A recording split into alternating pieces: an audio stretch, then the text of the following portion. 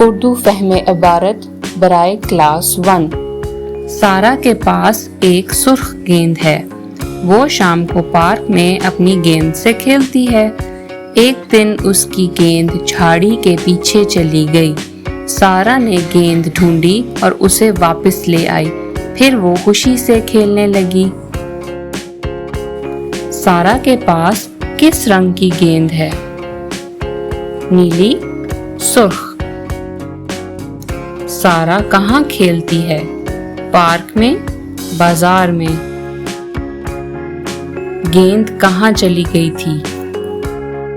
گھر میں، جھاڑی کے پیچھے۔